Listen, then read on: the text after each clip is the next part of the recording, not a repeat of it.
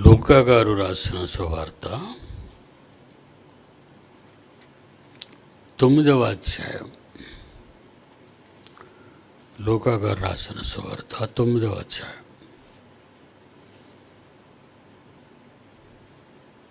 57వ వచనం నుండి 62వ వచనం వరకు యేసుక్రీస్తుని వెంబడిస్తాము అని వెంబడించటానికి సిద్ధపడుతున్న వారిని, ఇద్దరు వ్యక్తులను యేసుక్రీస్తు మనకు చూపిస్తూ అతని జీవితకాలంలో జరిగిన ఈ ప్రత్యక్ష సంఘటన ద్వారా పాఠాన్ని నేర్పించటానికి వైద్యుడైన లూకా గారు ఈ పుస్తకంలో ప్రస్తావించారు. వాళ్ళిద్దరూ క్యారెక్టరు. సమాజంలో చాలామంది ఉంటారండి, వాళ్ళు చెప్పుకుంటూ ఉంటారు, యేసు అంటే మాకు ఇష్టమేనండి,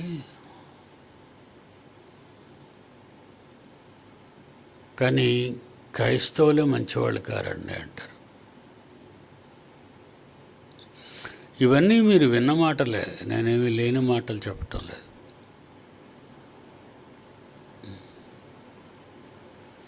మరికొందరు దేవుణ్ణి వెంబడించటానికి విపరీతమైన ఉత్సాహాన్ని చూపిస్తారు.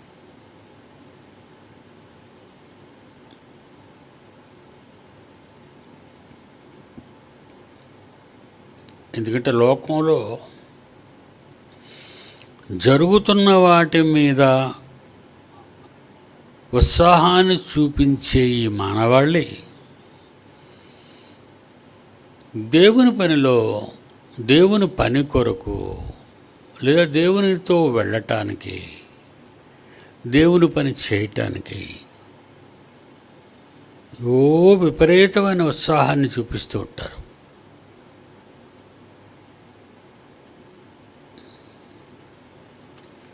మరికొంతమంది ఉంటారు, మరో కేటరు,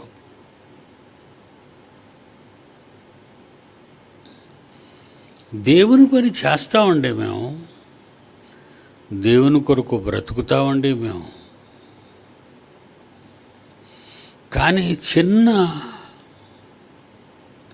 అడ్జస్ట్మెంటు ఏంటంటే, మాకు కొన్ని ఎమర్జెన్సీ పనులు ఉంటాయండి,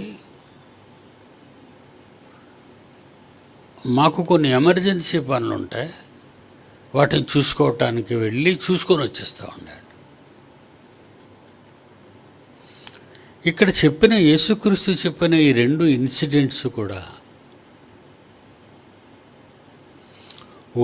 దేవుని వెనుక వచ్చేస్తాను అనేవాళ్ళు ఉంటారు. మొదటి తరగతి వాళ్ళు, రెండో తరగతి వాళ్ళు వస్తాం కానీ కొంచెం పనులు ఉన్నాయి చూసుకొని వస్తాం.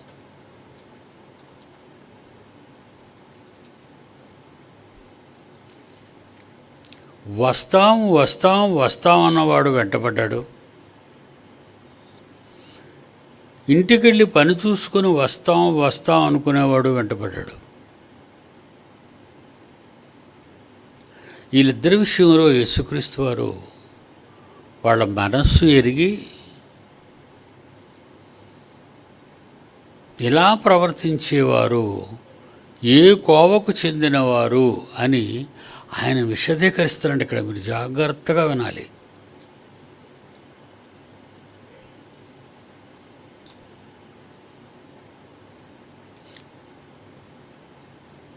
అప్పుడప్పుడు కొంతమంది విషయంలో మాట్లాడుతూ ఉంటారు, ఆరంభ సూరత్వం అంటారు.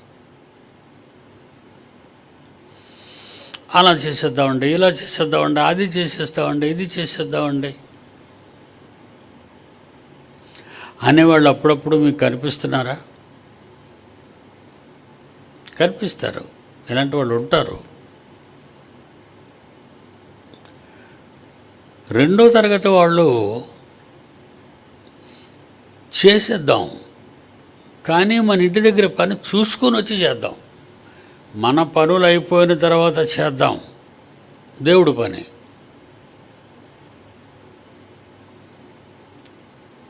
మొదటి తరగతికి చెందిన వాళ్ళు ముందు దేవుడు పని జరగాలి అనే ఆవేశం, రెండో తరగతికి చెందిన వాళ్ళు మన పని ముగించుకొని దేవుడు పని చేద్దామనేవాళ్ళు. ఈ రెండు రకాలైన క్రైస్తవులు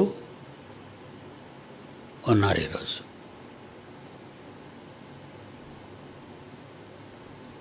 వాళ్ళ గురించి ప్రత్యక్ష సాక్ష్యం యేసుక్రీస్తు వారు బైబిల్లో రాయించారు. 9వ అధ్యాయంలో సువార్త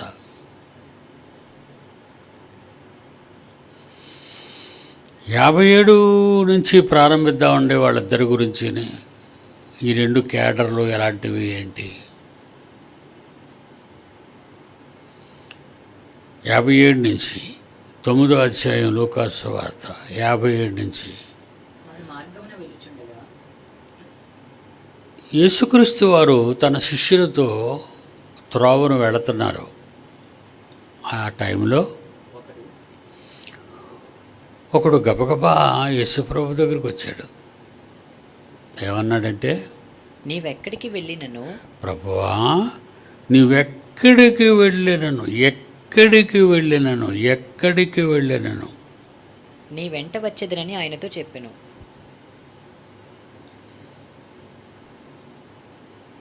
నీవెక్కడికి వెళ్ళినను. చివరికి మరి మరణానికి వెళ్ళాడు యేసుప్రభు వారు. యేసుప్రభు వారు చివరికి మరణానికి కూడా వెళ్ళారు. ఇక్కడ ఈయన అంటున్నాడు యేసుప్రభు దగ్గరికి వచ్చి, తమరు ఎక్కడికి వెళ్ళినను నీ వెంట వచ్చేదను ఆయనతో చెప్పాడు. ఏమంటే మొట్టమొదటి మనం ఇలాంటి వాళ్ళని చూడగానే ఏమనుకుంటాం, అబ్బాయి ఎంత భక్తి, ఆరంభ సూరత్వం, వేడికిపోతారు. ఒక ప్రసంగం విన్నారనుకోండి వేడికిపోతారు.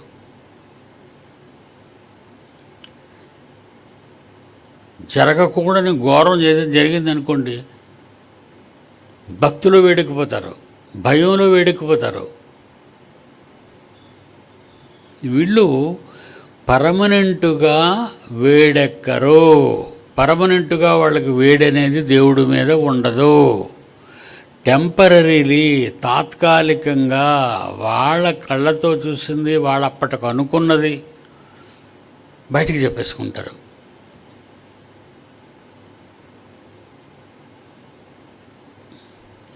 మేమండి ఇక దేవుని సన్నిధికి వచ్చేస్తామండి, దేవాలయానికి వచ్చేస్తామండి, దేవుని వాక్యాన్ని మేము బాగా వింటామండి అన్న వాళ్ళను నమ్మకండి.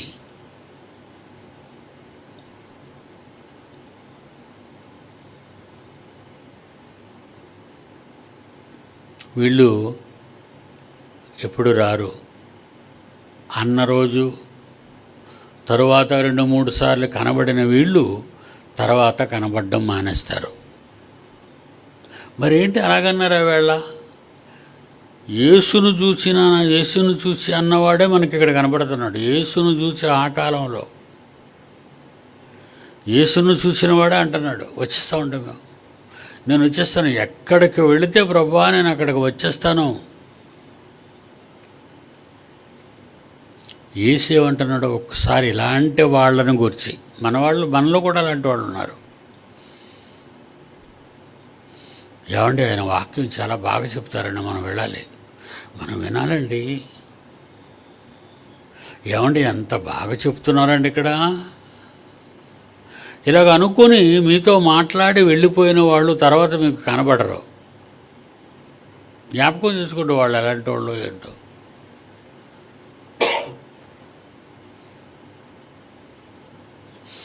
యేసు అన్నది 100కు 100 పాళ్ళు రైటు. మనస్సు ఉంటే ఒక రకంగా మాట్లాడతారు, మనస్సు లేకపోతే దేని మీదైనా వేరేగా మాట్లాడతారు.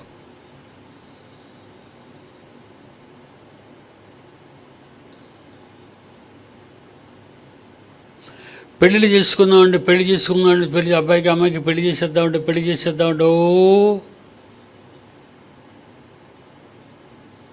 కంగారు పడతారు.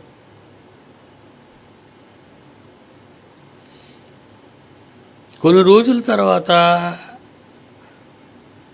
ఈ పెళ్ళి మాకు ఇష్టం లేదండి అంటారు. ఇష్టం ఉన్నది ఇష్టం లేనిది ఆలోచించి చెప్పాలి కానీ చేసేసుకుంటామనే మాటలు మాత్రం ఇవ్వకూడదు. ఎందుకంటే నీ మాటలో నిలకడలేదు, నీ మనస్సు నిలకడలేదు, నువ్వు కరెక్ట్ పర్సన్ కాదు. గంటకొక మాట ఆడుకుంటూ తిరుగుతావు. నమ్మకము లేని వాళ్ళ మనుషులు అవునంటారు, కాదంటారు, అవునంటారు. అలా అనొచ్చా? అనకూడదని దేవుడు చెప్పాడండి. అలా అనకూడదు. మీరు మీ మాట అవునంటే అవును,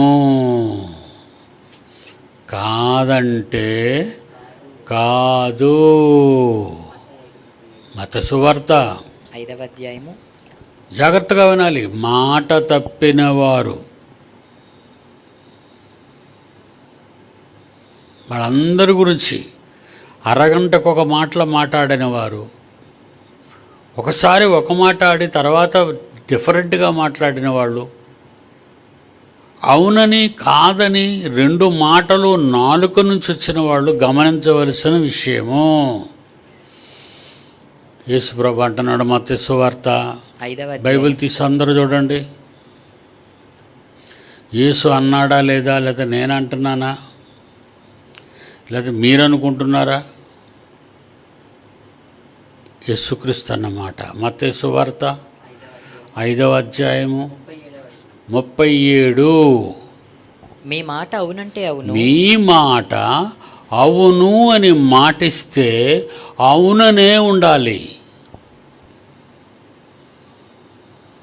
కొంచెం జరిగిన తర్వాత, కొన్ని రోజులు గడిచిన తర్వాత, కొంతకాలం గడిచిన తర్వాత ఏమనకూడదన్నాడు? కాదంటే కాదు అని ఉండమని. కాదు అని ముందు అన్నావు అనుకో, కాదు మీద ఉండు. అవునని అన్నావు అనుకో, అవును మీదే ఉండు. మాట మార్చకు. ఈ నాలుక గురించి చాలా స్ట్రిక్ట్ వార్నింగు యాకోబులో దేవుడు చెప్తాడండి. ఏదో మనకు నాలుక ఉంది, దాని ఇష్టం వచ్చినట్టు ఆడుతుంటుంది లోపల.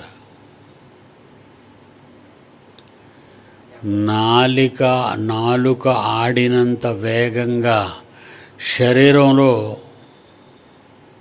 తప్పులు చేయటానికి ఏ అవయవము ఆడదండరగా నాలుక ఆడుతుంది. అందుకంటారు, ఒరే నీ నాలుకకు ఎముక లేదా అంటారు. 2 మాట్లాడినోళ్ళు, 3 మాట్లాడినోళ్ళు, గంటకొకలా మాట్లాడినోళ్ళు. నీ నాలుగుకి ఎముక లేదా? ఏది పడితే మాట్లాడతావా? అవునంటావు, కాదంటావు, వద్దంటావు, ఎమ్మంటావు. నీ నాలుక స్థిరంగా ఉండదు, అది ఆడుతుంటుందండి, ఆడుతుంటుంది. నిలకడలేని వారి నాలుక ఆడుతూ ఉంటుంది. ఇక్కడ ఏమంటున్నాడు నాలుగు గురించి యాకోబు పత్రిక 3వ అధ్యాయము. అందరూ తీయండి. 3వ అధ్యాయం అందరూ చూడాలి, ఇవి మర్చిపోకూడదు. 3వ అధ్యాయము 6వ వచనము. 6వ వచనము. నాలుక అగ్నియే. నాలుకనేమన్నాడు? అగ్నియే. అగ్ని. అదేటండి, ఎప్పుడు ఉమ్ముతో లోపల తడిసిపోయి ఉంటుంది, దానికి నిప్పేటండి అనుకుంటున్నారా?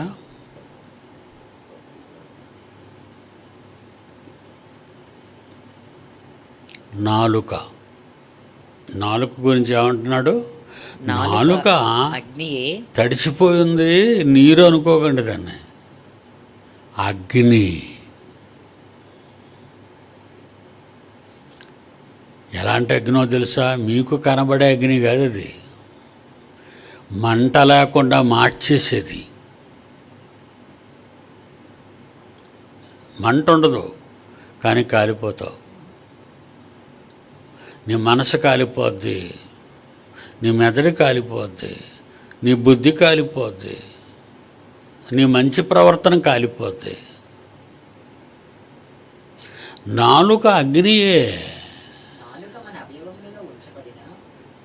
నాలుక నడినెత్తు నుండి అరికాళ్ళ వరకు మన అవయవములలో టాప్ పొజిషన్లో తలకాయలో ఉంటుంది. నోరు తలకాయలోనే కదండి ఉంది. నాలుక మన అవయవములలో ఉంచబడినదై పాప ప్రపంచమై, ఈ పాప ప్రపంచం 800 కోట్ల మందికి పాప ప్రపంచమై సర్వ శరీరమునకు మాలిన్యమును కలుగజేయచ్చు. కంపు చేసేస్తుందండి నాలుక.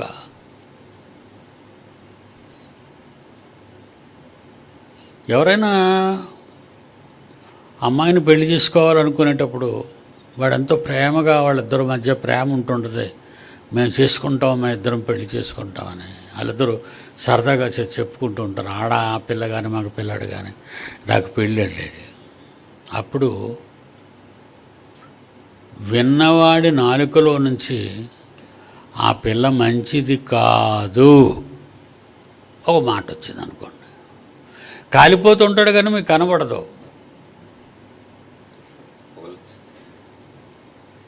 కాలిపోతుంటాడు. ఏమి సున్నితమైన మాట చెప్పావురా నాయన. అంతవరకు రాత్రులు పగళ్ళు సెల్ ఫోన్లో మాట్లాడుకొని నిద్రపోకుండా రోడ్డు మీద వెళ్తూ మంచం మీద పడుకుంటూ సెల్ ఫోన్లు మెసేజ్లు. అలాంటి వాడు వినకూడని మాట ఎవరి నాలుక నుంచైనా వచ్చిందనుకోండి,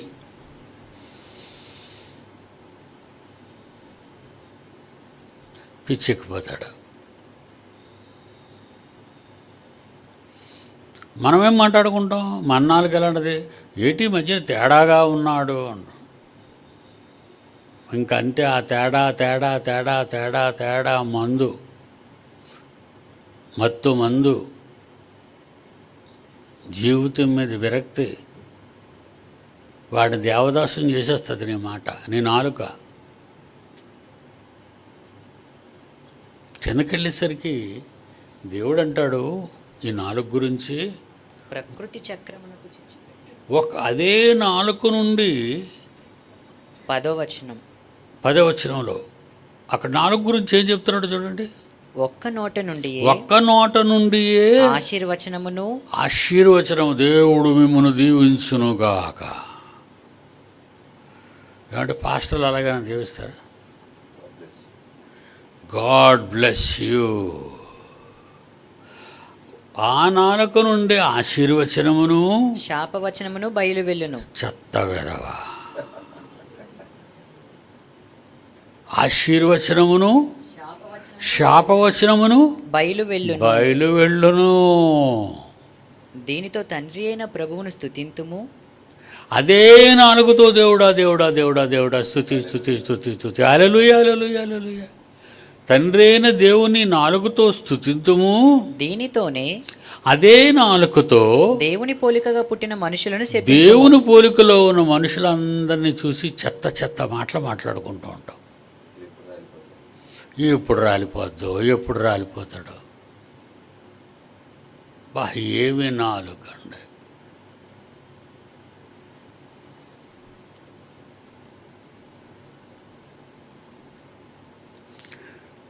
నాలుగు రోగం వస్తే డాక్టర్లు, ఈ లోకపు డాక్టర్లు ఉన్నారండి.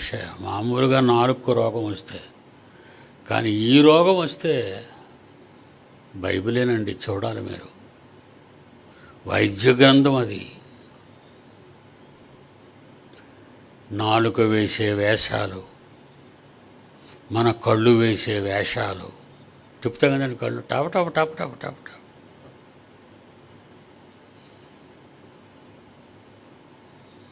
మన చెవులు వేషాలు, మన నడతల వేషాలు ఏవి నటిస్తారండి.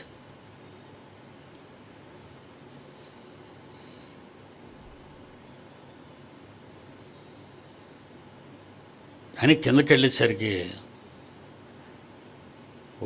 నీళ్ళు వస్తాయి, మంచినీళ్ళు వస్తాయి. ఒక జలలో ఒక తవ్వారనుకోండి, ఎక్కడైనా జల వచ్చింది అనుకోండి, మనం నూతి తవ్వాం, నీళ్లు కావాలి, బోరు కొట్టాం, జల వచ్చింది, నీరు వచ్చింది. నీరును ముందు చూస్తామండి, అవి చేదు నీళ్ళ మంచి నీళ్ళ అని. అదే చెప్తున్నాడు దేవుడు. 11వ వచనం, మనం అలా ఉండకూడదు అంటున్నాడు దేవుడు. మనం అలా ఉండకూడదు. నీటి బొగ్గలో, ఊరే నీటి బొగ్గలో ఒక్క జల నుండియే తీయని నీరు, ఒక్క జల నుండి తీయని నీరు, చేదు నీరును ఊరునా, చేదు నీరును ఊరునా అని మిమ్మల్ని అడుగుతున్నాడు దేవుడు. మరి మీరు నూతులు తవ్వించుకుంటారు, బోర్లు కొట్టించుకుంటారు, మిమ్మల్నే సాక్ష్యం పెడుతున్నాడు. ఊరుతాయా? ఒక జల నుండి మంచినీళ్ళు, అదే జలలో నుండి చేదు నీళ్ళు. ఏమంటే ఉదయం చేదు నీళ్ళు వస్తాయండి మా బోరులో, సాయంకాలం మాత్రం మంచి నీళ్ళు వస్తాయని చెప్పిన వార్త ఎక్కడైనా విన్నారా? ఉండదండి వార్త. ఇలాంటి వార్తలు ఉండవు. దేవుడు బైబిల్లో చెప్పాడు అంటే జరిగి తీరాలది. బైబిల్ నమ్మని వారందరూ, దేవుడు బైబిలులో ఒక మాట వ్రాయించాడు అంటే అది జరిగి తీరుతుంది. చైనా వాడు అంగారకుడి మీద గ్రూప్ హౌసింగ్లు ఏర్పాటు చేస్తున్నాడు. గవర్నమెంట్ క్వార్టర్లు కట్టించినట్టు ఇల్లులు కట్టిస్తున్నాడు. చాలా చూడగానే నవ్వుకుంటాను. అది మీరు అబ్బా అంటారు. ఏటబ్బా, బుద్ధి లేక అబ్బా అంటున్నావు, బైబిల్ తెలియక అబ్బా అంటున్నావు.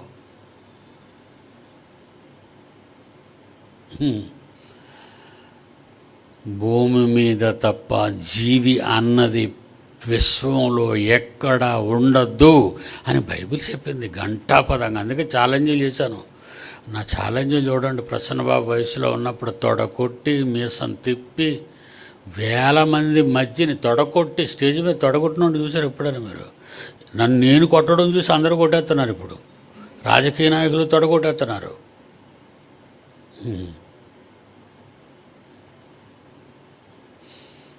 ఈ వేల మంది ప్రజలలో ఏ ఒక్కడైనా నేను చెప్పినది అది కాదనుకుంటే రండి, స్టేజ్ మీదకి వచ్చేయండి అంటాను. ఇది మంచి రింగ్, ఇది స్టేజు మంచి రింగు. ఎవరి స్టేజ్ చుట్టూ అయినా ఒక 1000 మంది ఉంటారు, 10,000 మంది ఉంటారు. నా స్టేజ్ చుట్టూ 1,00,000 మంది ఉంటారు. రండి స్టేజ్ మీద, నువ్వో నేను తేల్చేద్దాం. ఒక్కడు రాలేదండి, ఎన్ని సంవత్సరాలు పిలిచినా ఒక్కడో. కానీ చప్పట్లు మాత్రం జనాలు కొడుతుంటారు. చప్పట్లు కొట్టడం కాదండి, కాదన్న మగాడు రావాలండి. ఈ సైంటిఫిక్ పాయింట్లన్నిటికీ చాలా ఛాలెంజ్ చేసేవాడిని, మీకు తెలీదు. చిన్నపిల్లలేమో మీరు. అక్కడ ఇల్లేట్రా నీ మొహం, నీ కళ్ళే సరిగా కనబడవు, చీపు కళ్ళు వేసుకొని. చైనా వాడండి, నీ కళ్ళే మూసుకుపోయి ఉంటాయి. అంగారకుడి మీద నువ్వు కడతావు, హోటల్లో కడతావా? ఇదిగోండి, నాసా వాళ్ళు చంద్రుని మీద పండించిన టమాటాలు తీసుకొచ్చేస్తున్నారట అంతరిక్ష నౌక మీద. ఇక్కడ ఎక్కడ టమాటాలు దొరకలేనట్టు. ఊరి పనికి మాలిన వెధవ. మా ఇంటి పక్కనే రైతు బజారు నిండా చక్కటి టమాటాలు. నువ్వేట అంతరిక్షం, శాటిలైటు, వ్యామగాములు, అంతరిక్ష ప్రయోగాలు, అక్కడి నుంచి ఒక డబ్బాడు టమాటాలు. ఇది ఎలాగుందని నవ్వుకునేటట్లేదు. బఫూన్ గడు మాటల్లో లేవవి. అంటే లోక జ్ఞానమును దేవుడు వెర్రితనముగా చేసి ఉన్నాడు. దేవుడు మాట నెరవేరిపోయింది. దేవుడు ఎప్పుడో 1000 సంవత్సరాల క్రితం చెప్పాడు, ఈడిప్పుడు టమాటీలు తెస్తున్నాడు.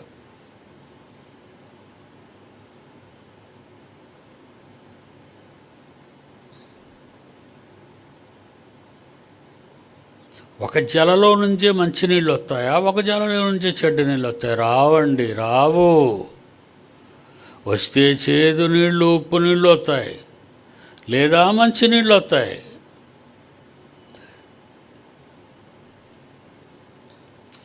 ఇదంతా ఎందుకు చెప్పాడు? నీ నాలుక అంత తమాషా.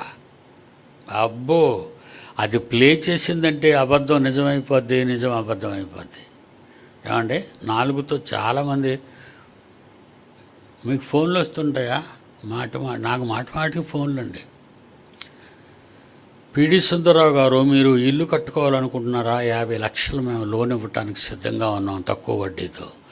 బాబు ఫోన్ ఎత్తావా తినేస్తుందండి ఆడపిల్ల, చంపేస్తారు.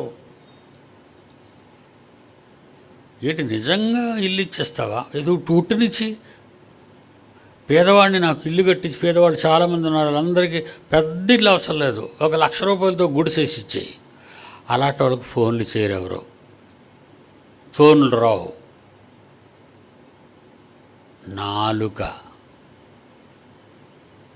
ఏమండి ఈ మధ్యన మీ అకౌంట్లో ఉన్న డబ్బులు ఏటీఎంల ద్వారా ఖాళీ చేసేస్తున్నారట సైబర్ నేరగాళ్ళు. డబ్బు ఎలా కొట్టియాలని వాళ్ళు ఆలోచిస్తే డబ్బు నీకు ఎలాగ ఇవ్వాలని ఆలోచించేవారు ప్రపంచంలో ఎవరు ఉంటారా? దేవుడు తప్ప, దేవుడు తప్ప. వచ్చేసి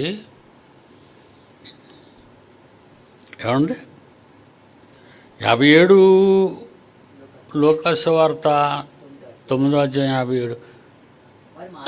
వారు మార్గమున వెళ్ళుచుండగా యేసుక్రీస్తు వారి శిష్యులతో ఒకడు వచ్చేసాడు సడన్గా. నీవెక్కడికి వెళ్ళినను నీ వెంట వచ్చేదనని ఆయనతో చెప్పాను.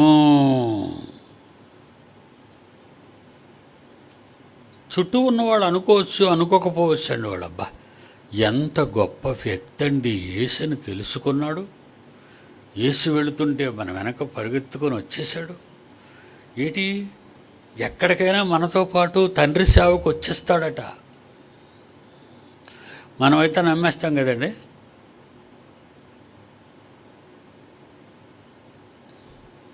ఈ వేళ నుంచి మేము ఫ్లోర్ ఇన్ఛార్జీలు అని ఒప్పుకుంటారండి చాలామంది. అనుభవం నాకు అది. తర్వాత నుంచి కనబడరండి. ఈ వేళ నుంచి బాత్రూములు కడిగేస్తామంటారండి. ఆ తర్వాత నుంచి అలా కనబడరు, సరిగ్గా కడగరండి. అవునో కాదో మీ మనస్సును అడగండి. మీ నాలుక ఆ మాటలు చెప్పిందో లేదో మీ నాలుకని ఆడించి చూడండి. తుడిచేస్తాం, కడిగేస్తాం, పొడి చేస్తాం. మనం అనుకుంటాం అబ్బాబాబు చేసేస్తారు కదా అనుకుంటాం. విన్నవాళ్ళు అమ్మ చేసేస్తారు కదా అనుకుంటాం. ఉత్తరేనండి. నా దగ్గర మాట వింటే నేనేమనుకుంటానో తెలుసా అండి? చేసేవాడు చెప్పడు, చెప్పేవాడు చెయ్యడు. చేసేవాళ్ళు ఎవరైనా చెప్పరు, మనస్ఫూర్తిగా చేస్తారు.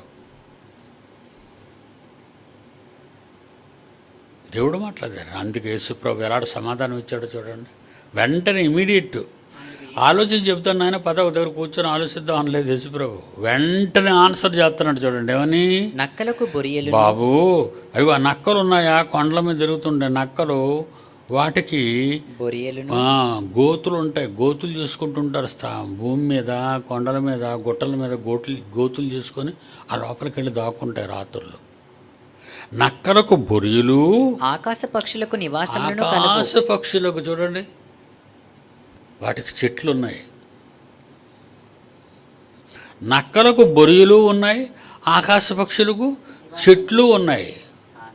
కానీ మనుష్య కుమారునికి నాకు తలవాల్చుకొనుటకైనను స్థలము లేదని అతనితో చెప్పెను. తలవాల్చుకొనుటకైనను స్థలము లేదని అతనితో స్థలము చెప్పెను. లేదు.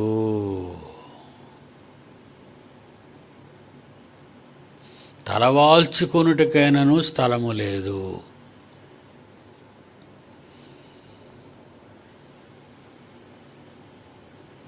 అదేంటలా మాట్లాడాడు ఆయన? వచ్చేస్తానన్న వాడితో అలాంటి మాటలు ఆడొచ్చా అండి? ఏమండి పని చేస్తానన్న వాడితో ఇలాంటి డిఫరెంట్ మాటలు మాట్లాడొచ్చాడని? మీరైతే సంఘంలో డిస్కషన్సును పార్టీలును తేడాలు వచ్చేస్తుంటాయి మీకు. ఆవిడ ఎందుకు అలాగ అంది అని, ఇతను ఎందుకు ఇలాగ అన్నాడు అని, యేసు ఎందుకు ఇలాగ అన్నాడు అన్నాను. ఎందుకు ఇలా తేడాగా మాట్లాడాడు ఆయన? తేడా ఆయనకి కాదు, నీ మాటల్లో తేడా, నీ నాలుకలో తేడా.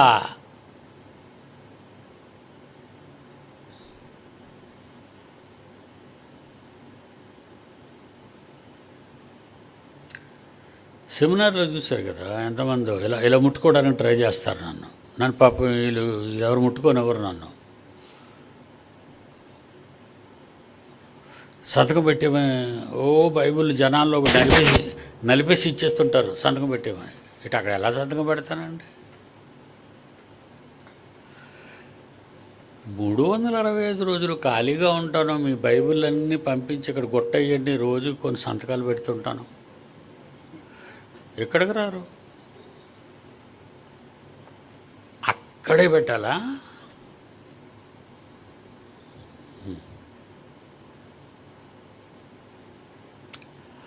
అవకాశవాదం, దాన్ని ఏమంటారు? దానికి ఉన్న మంచి పేరు అవకాశవాదం.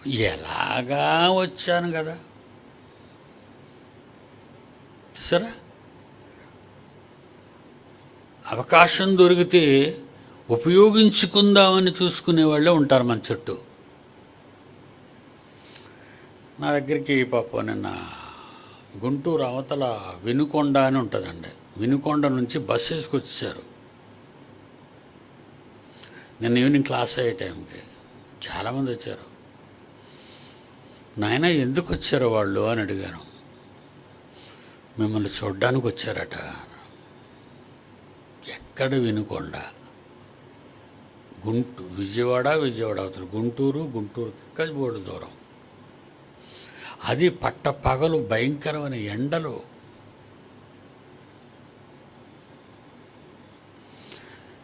అందులో అందరూ వద్దు, ఒకరిద్దరిని రమ్మనండి అన్నాను. ఎందుకంటే క్యాబను పట్టదు కదా, ఈ క్యాబను. వచ్చారు. నా మొదటి ప్రశ్న,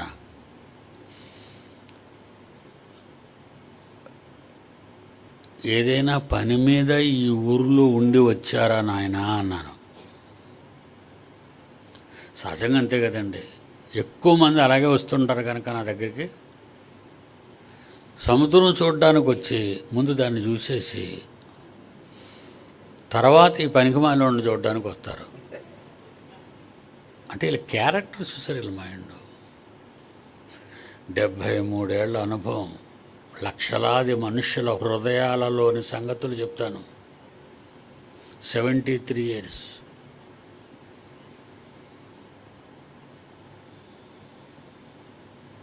మరికొంతమంది వచ్చారని మీటింగ్ జరుగుతున్నప్పుడు 6లో మీటింగ్ పెట్టారు. వాళ్ళందరికీ అక్కడ 2-3 రోజులు భోజనాలు పెడతారు వచ్చిన వాళ్ళకి. అంటే పరాయి ప్రాంతాల నుంచి వచ్చిన వాళ్ళకి. అలాగే మీటింగ్కి వచ్చిన వాళ్ళందరికీ భోజనం పెడితే మనం పెట్టలేం, ఇతర ప్రాంతాల నుంచి వచ్చిన వాళ్ళకి. కొంతమంది రాజమండ్రి నుంచి వచ్చేసారండి మీటింగ్లకి కాదండి, బ్యాగులు పెట్టుకోవడానికి గది ఉంది, ఉదయాన్నే టిఫిన్ ఇస్తారు, మధ్యాహ్నం భోజనం పెడతారు, రాత్రి భోజనం పెడతారు, పండుకోవడానికి షెల్టర్ ఇస్తారు. అలా వచ్చిన వారిని గుర్తుంచుకొని నైట్ మీటింగులో కనబడలేదండి వాళ్ళు. నాకు రాత్రి మీటింగులో కనబడలేదు. నేను అందరిని ఐడెంటిఫై చేస్తుంటానండి. అందుకే నేను ఇక్కడ ఆ సెల్లార్లో ఆ గేటు వరకు కూర్చున్నోళ్ళు, వాళ్ళ ముఖాలు, వాళ్ళ బైబిల్ ఇప్పారా లేదా, ఇవన్నీ చూస్తుంటానండి. ఆ ఫ్లోర్లో కూర్చున్న వాళ్ళు వింటున్నారా లేదా, అబ్జర్వేషన్. మీరు గేట్లో కూడా వెళ్ళిపోతుంటారు, అందరూ వెళ్ళిపోయినంత వరకు నేను ఈ కుర్చీ మీద కూర్చొని ఆ గేటు పక్క చూస్తుంటానండి. అబ్జర్వేషన్. ఇదిగో ఇప్పుడు మన దగ్గరికి వచ్చారు, మొత్తం నిండిపోయింది సెల్లారంతా. 11 గంటల వరకు వస్తూనే ఉన్నారండి. లేట్ కమ్మర్స్ ఏమంటారు వాళ్ళని? Late commerce.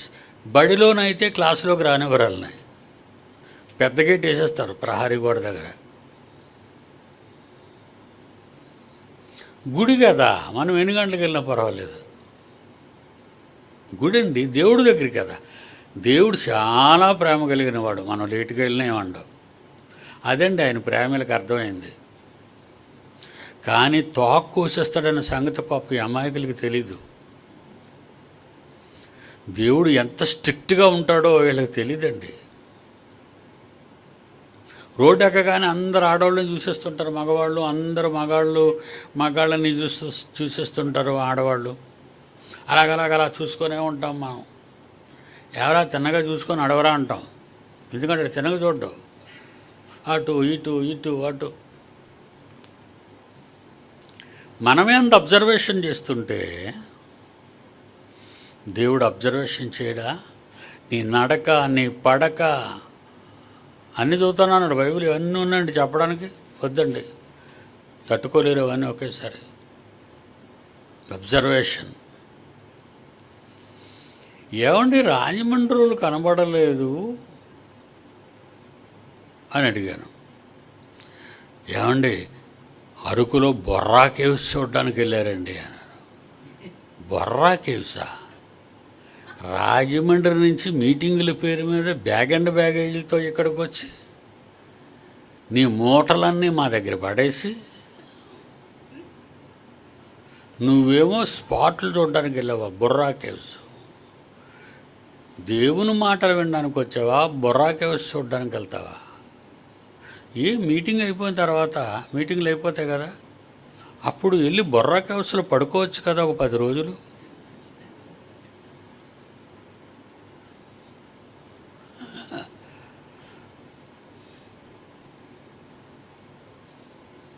చూసారు ఎందుకు వచ్చారండి వాళ్ళు? ఇప్పుడు చెప్పండి.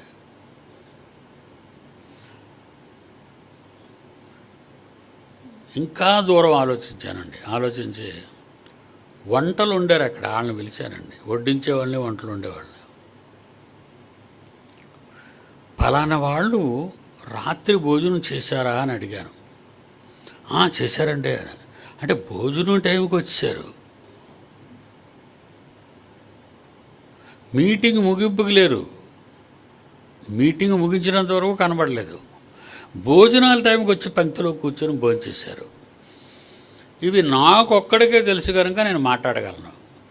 యేసు ఒక్కడికే తెలుసు అడిగినోడు మనసు ఏంటో. అందుకే ఏమంటున్నాడు?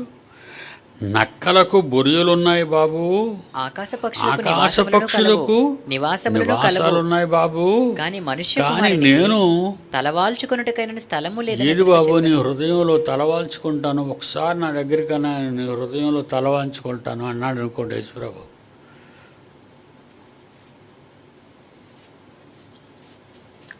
ఆ మాట వినగానే వాడు ఏమైపోయాడు? 59వ వచనం. ఆయన మరి ఆ మాట విన్నాడు. ఎందుకన్నాడు? ఆ మాట ఎందుకన్నాడు? ఇస్తాడా స్థలం నేను నిద్రపోవటానికి?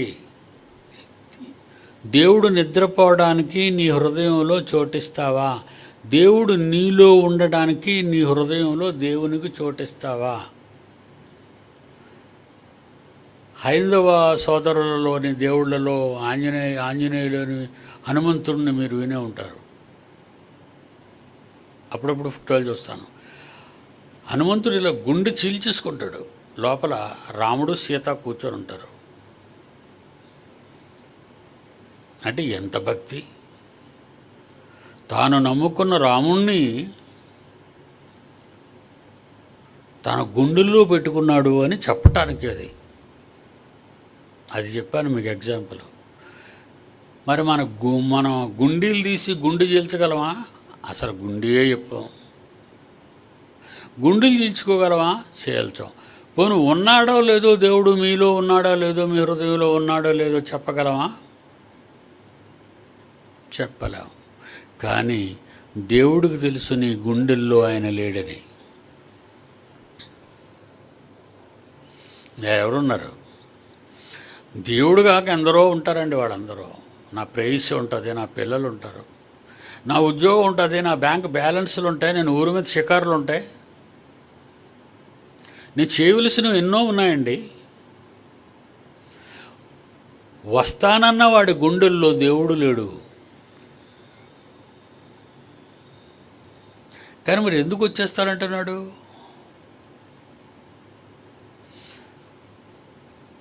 యేసుప్రభు శిష్యులతో వెళ్తే యేసుప్రభు ఆకలితో ఉంచడు, 5 రొట్లు 2 చేపలు 1000 మందికి పెట్టేస్తాడు. మన కనుక మెస్ ప్రాబ్లం ఉండదు, అంతే కదండి. ఇకపోతే ఇంకొక గొప్ప విషయం ఉంది. యేసుప్రభుతో వెళ్తే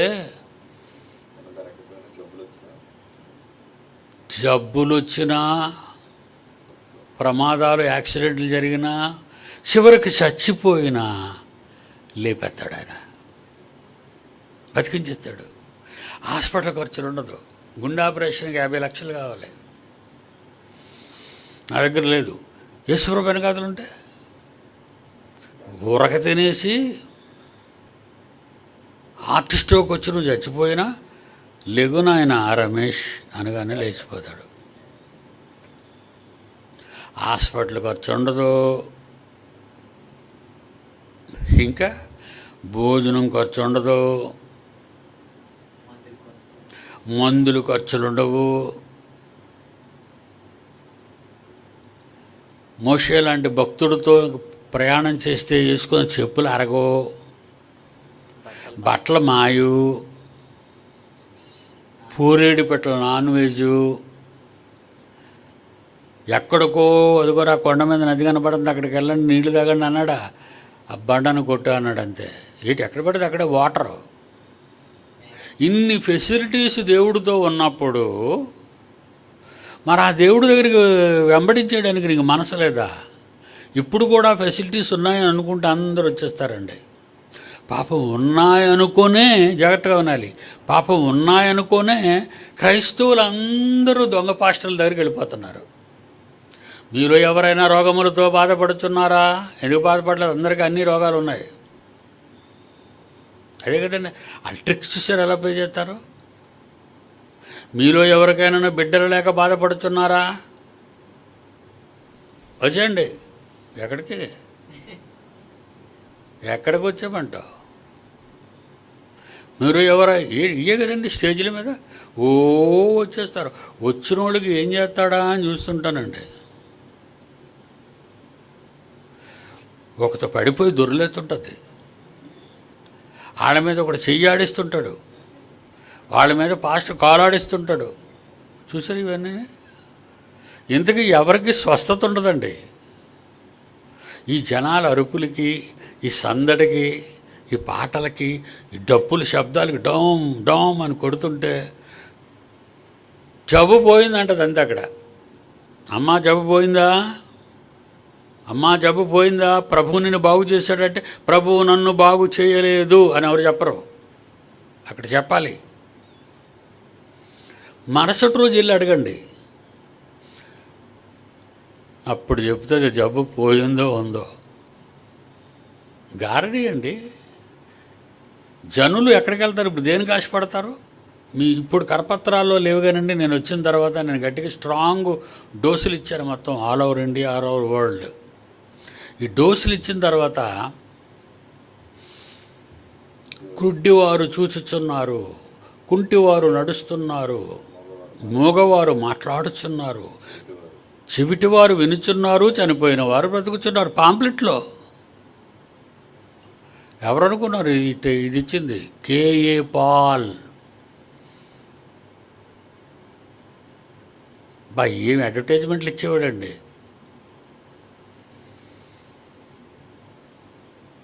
అలాగా రాజకీయాల్లోకి వచ్చాడు. నేనే ముఖ్యమంత్రిని, నేనే ప్రధానమంత్రిని. ఇది పిచ్చి ఎక్కిందా? మరి స్టార్టింగ్ పిచ్చి అలా ఉండేది నీకు, ఇప్పుడు ఈ పిచ్చిలోకి దిగిపోయావు. సవాల్ చేశారండి కేఏపాల్ని, దినకరన్ని సవాల్ చేశారండి.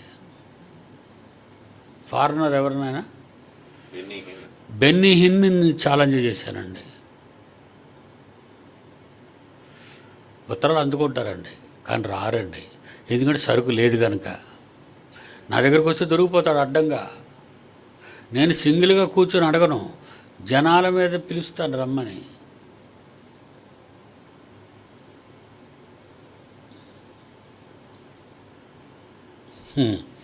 ఏజ్ అంటున్నాడు, వచ్చేస్తానంటాడు. ఇలాంటి వాడు రాడు. నెక్స్ట్ వాడితో క్లోజ్ చేసుకుందాం. నెక్స్ట్ వాడు మరి ఒకనితో వచనం కావాలి. 59వ వచనం. 59వ వచనం 9వ అధ్యాయంలో లోకాసు వార్త. మరి ఒకనితో నా వెంట రమ్మని చెప్పెను. పాపం వచ్చినోడిని వద్దంటున్నాడు, వచ్చినోడిని వద్దన్నాడు యేసుప్రభు. మరొకడిని చూశాడు యేసుప్రభు. అతన్ని అన్నాడు, నా వెంట రమ్మని చెప్పెను. నువ్వు వస్తావా నా వెంట అని అడిగాడు. వస్తానన్నాడు వద్దన్నాడు, ఎందుకంటే వాడు దొంగ. ఇలాంటి క్యాడర్స్ ఉంటారు. చేసేస్తాం, పొడి చేస్తాం, దూసేస్తాం. వాళ్ళు ఏం చేయరండి.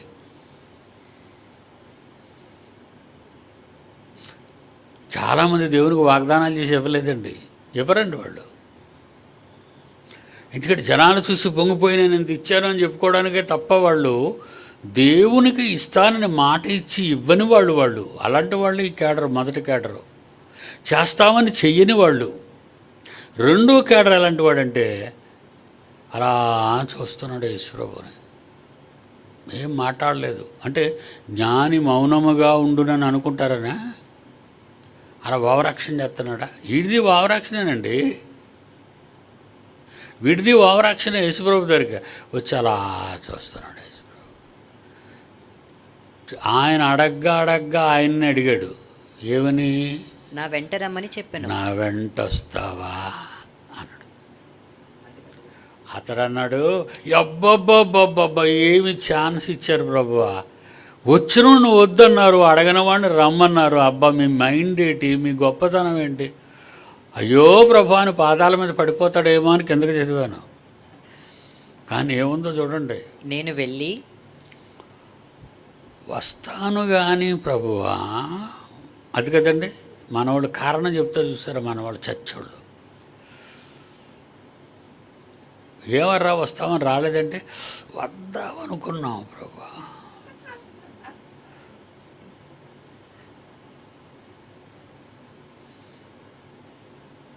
నన్ను అడిగేశాడు ప్రభు అనుకున్నాడు. అప్పుడు అంటున్నాడు, చూడండి మామూలు రీజన్ చెప్పలేదు. అందరూ సెలవు పెట్టేటప్పుడు ఆఫీసుల్లో పనిచేసే వాళ్ళ గురించి నాకు బాగా తెలుసు. సెలవులు పెట్టేవారు పెడతారు. మా నాయనమ్మ చచ్చిపోయింది, ముసలి ఎప్పుడో చచ్చిపోయింది. వీడి సెలవు గ్రాంట్ అవ్వాలంటే నాయనమ్మ ఇప్పుడు చంపేస్తాడు. ఇలాగ అవసరం వచ్చినప్పుడల్లా నాయనమ్మల్ని తాతయ్యల్ని చంపుతుంటారు వీళ్ళు సెలవులు పెట్టేటప్పుడు అండి. కారణాలు నిజాలా? పాపం సెలవు ఇచ్చినోడికి ఏం తెలుస్తుంది? అయ్యో పాపం చచ్చిపోయాడు, సారీ అంటాడు.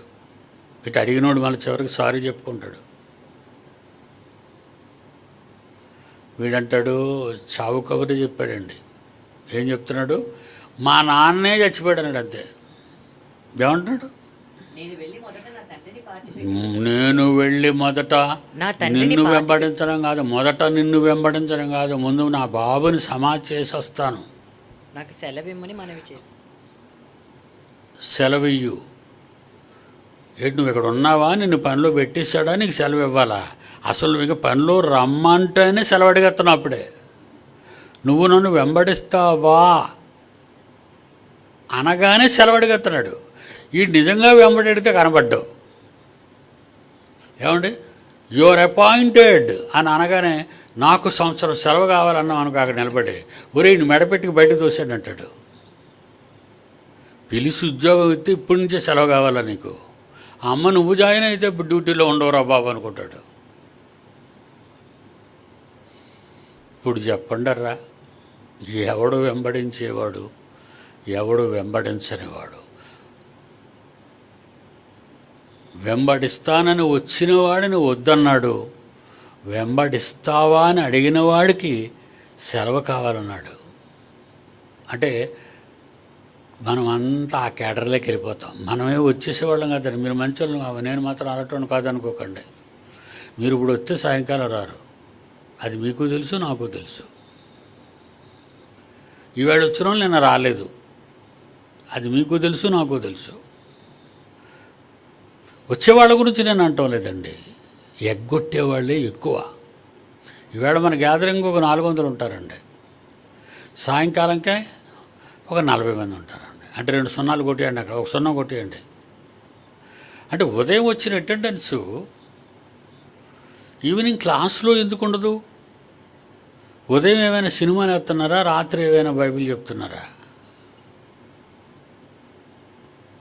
ఉదయం ఏమైనా పంచుతున్నారా, రాత్రులు ఏమైనా మిమ్మల్ని ఏమైనా బరువులు మోయమంటున్నారా? ఏమండి, మనిషి మస్తిత్వంలోని ఆలోచనలు దేవుడికి తెలుసండి, అందుకే ఆ మాటలు అన్నాడు. ఓకేనా? సరిపోతుందా ఇవాళకి? ఎండ ఎక్కువ అవుతుంది, ఇంటికి వెళ్ళలేరు. ఇంటర్నేషనల్ అందం పాడదాం.